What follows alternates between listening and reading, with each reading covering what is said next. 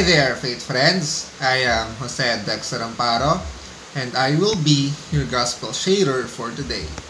The gospel is according to St. John chapter 7, verses 43 to 50. Si Jesus ay ipinadakip ng mga Pariseo. Ngunit ang mga dapat lumakip sa kanya ay hindi siya hinuli. Sa kadahilan ng si Jesus lamang ang narinig nilang magsalita ng ilang mga bagay. Si Jesus ay ipinadakip ng mga Pariseo. Ngunit ang mga dapat dumakip sa kanya ay hindi siya hinuli. Sa kadahilan ng tanging kay Jesus lamang nila narinig ang ilang mga bagay.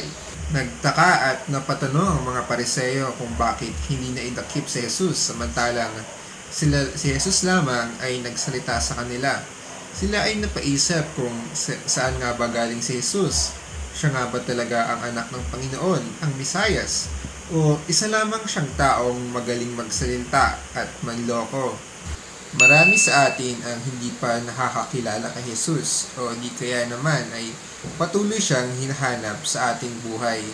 Si Jesus ay ang Panginoon, ang simbolo ng ating kaligtasan, ang araw-araw na gumagabay sa atin. Siya rin ang nagbibigay ng mga pagsubok na ating dapat pagdaanan. Dapat tayo ay magpatuloy sa Kanya. Ang mga Pariseo ay ang sumisimbolo sa mga taong hindi lubos na iintindihan ng Panginoon at hindi siya kilala.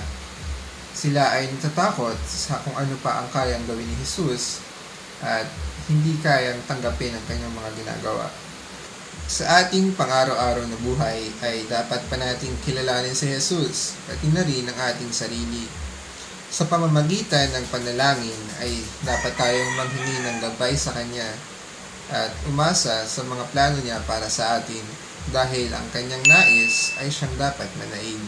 Sa ating buhay ay patuloy natin na kilalanin si Jesus at ang Kanyang mga plano para sa atin. Hindi dapat tayong mangamba o magduda sa Kanya. Patuloy sa pananalangin at pagkilala kay Jesus.